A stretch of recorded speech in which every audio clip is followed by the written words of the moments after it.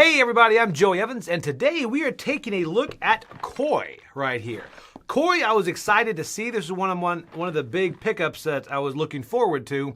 Mainly, and I'll be honest, it's the components. I saw pictures of the components, and I thought, that game looks gorgeous. And I really, really hoped that it would live up to the way it looks. Now, before we get into what I thought about it, let's first see how the game is played. Okay, we are set up for a game of Koi right now. And Koi, you're going to be building a koi pond. I'm going to show you exactly how the game plays. I'm not going to give you all the rules, but kind of give you a quick overview so you can kind of get a feel of the game. First off, everyone's going to get a character here, a sensei. Everyone's going to have this, and you're going to have your water tile where you're going to start your koi pond. You get a couple of coins, and this is called a luck token. The game is fairly simple. You're going to get to do two different things on your turn, either meditate or work. Now, you're going to continue making your koi pond until the end of the game. The end of the game is triggered when the last koi pond, the last koi card, comes out, or the last koi is taken from the supply. And then you're going to continue until the last player's turn, the one that's seated next to the first player, and then you're going to have everybody have one more turn. Now, what does that mean? Well, first off, let's go to what that happens between work and meditate. Meditate is take one of these cards right here on the board. Now, every one of these cards you can take, but each one is going to have something different underneath it. You're going to notice right here, this means it's going to cost you a coin. If you want to take this one, it costs you a coin. This one you get no additional benefit. This one you're going to get 2 coins and a water tile. And then this one you get a coin and 2 water tiles. Now, again, when you get these, they don't go into your koi pond. They're going to go into your supply. Notice your supply is limited. You can't expand that. I'll go to that in a moment. But this one right here, you will get a coin and 2 water tiles. Or you can purchase one of these nice little kois, and that's how you're going to get these kois to go into your supply and then eventually into your koi pond. And the prices are here. It'll be a coin here, 2 coins for the 2, and 3 coins for the 3. So you can do that here. Or finally, right here, you can grab a shore token or a foliage token. So you're doing that because you're going to take one of these cards. Now, going into what the cards always do something different. If it's brown like this, that is going to be an immediate thing that you're going to get. For example, this right here, you can get 2 of these, and that will expand your storage. You take that, put that here, and all of a sudden, look at that. I can store a little bit more right there because you're going to run out of storage pretty quickly. This right here is rain.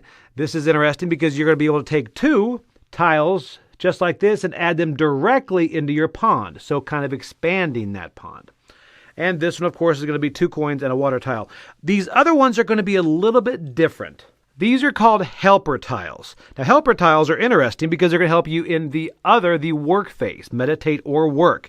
Meditate is taking one of these. So if I were to take one of these, there's no immediate benefit, but it would be placed right here for my work phase in a future turn.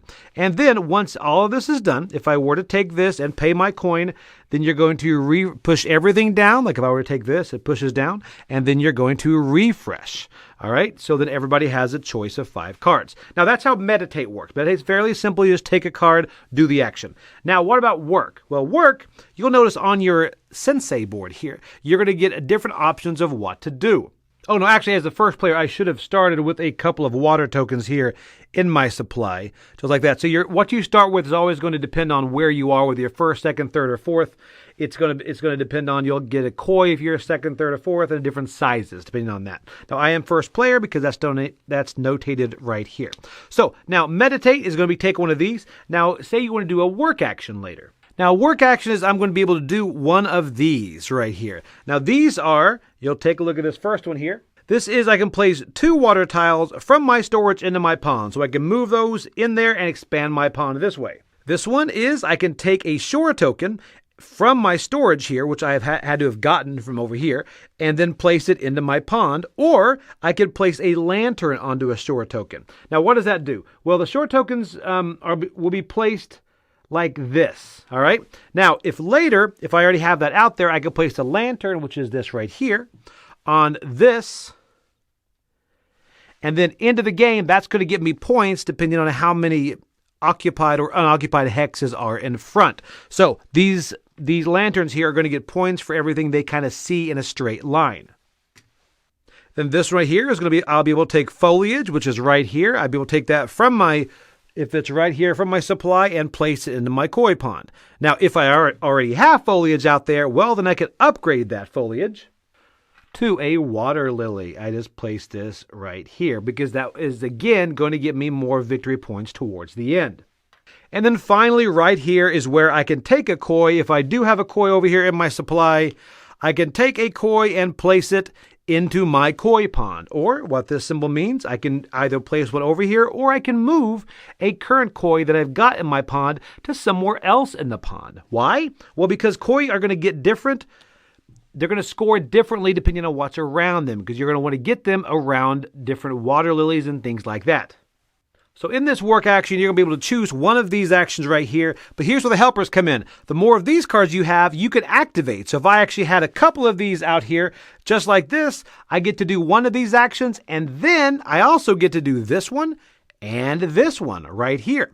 So that means that I will be able to do this action every time and this action every time. Oh, one thing I did not mention. When you do place a lantern down here, like if you place it on the shore, you pull one of those out, you're also going to get a luck token. Now we'll go into what those mean too.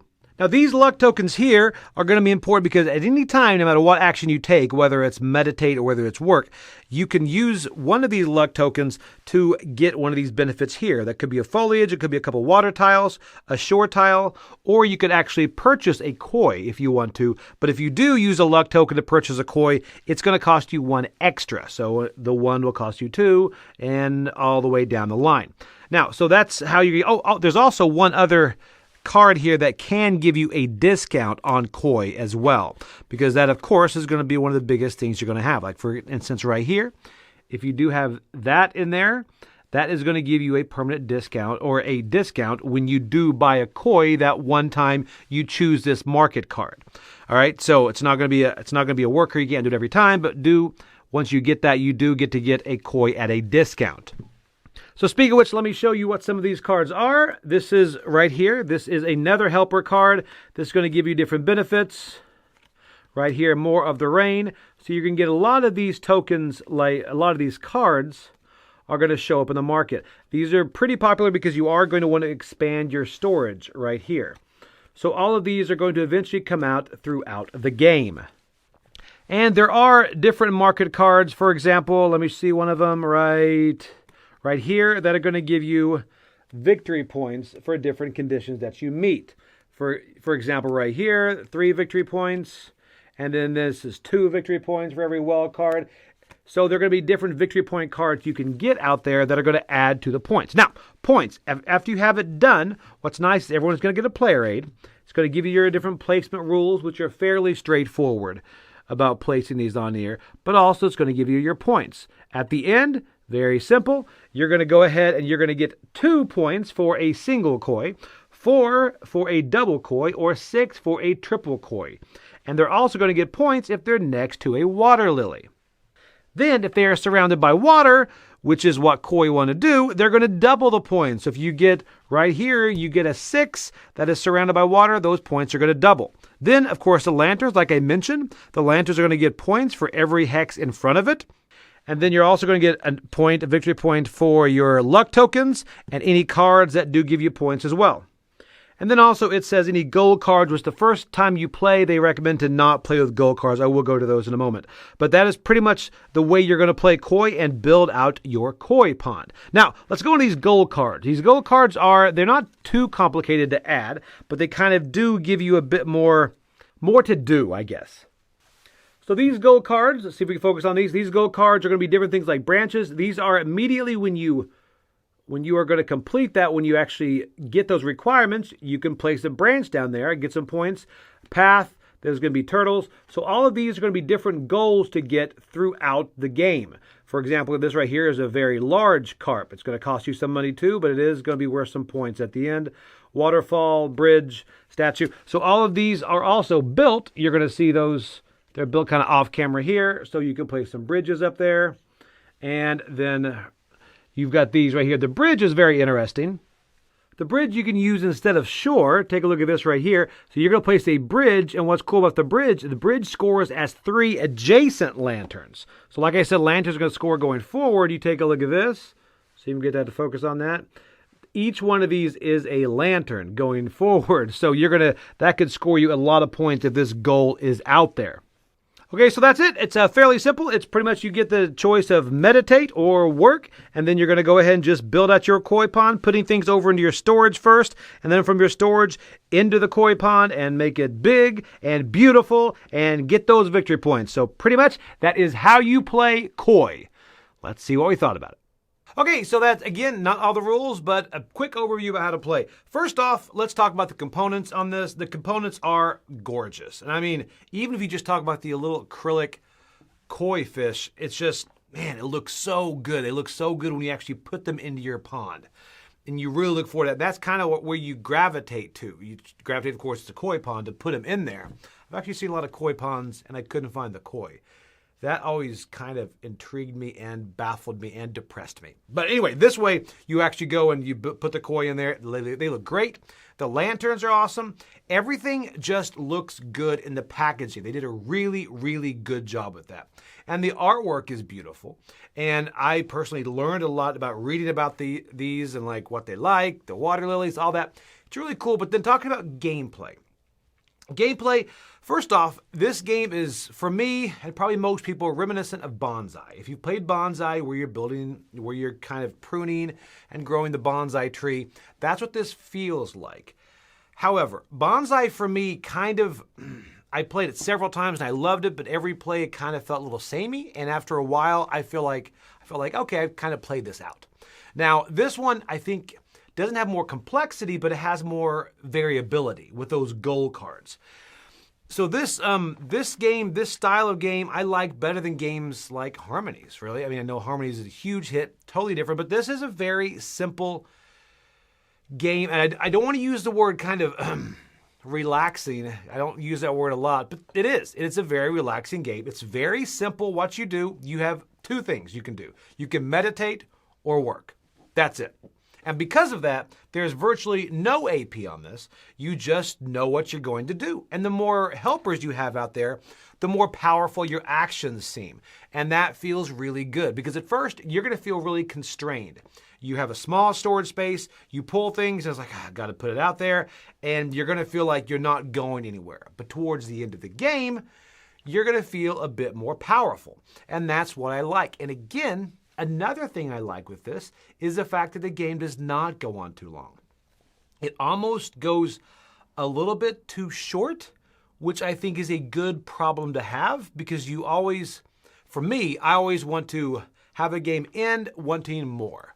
And I think this hits on this. Now, player count, I really think this, does it actually play to 5? I'm not sure. So anyway, I think this plays 1 to 4, but at 2 people, this plays really well. I think Bonsai did as well, but this one plays well at 2, which I think is important if couples are looking at it to play this because, again, it's one of those nice, easy games to play.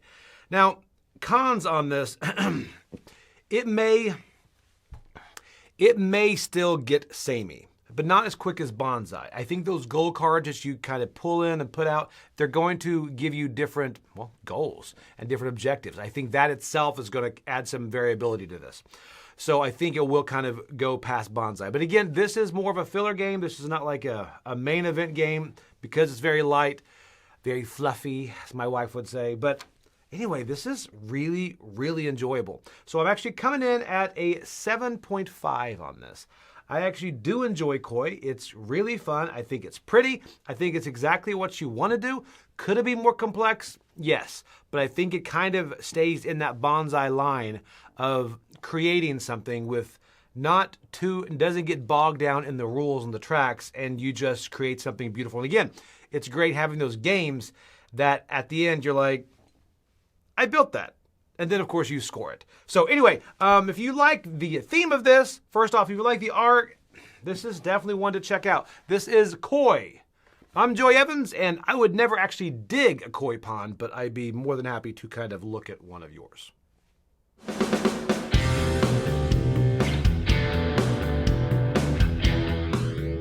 Hey folks, thanks for joining us for that video. If you haven't yet, like the video, subscribe to the channel, and hey, make sure you check out what's happening where I'll cover an app on an iOS or a Switch device and you can check it out along with me. Thanks very much. You've been watching The Dice Tower.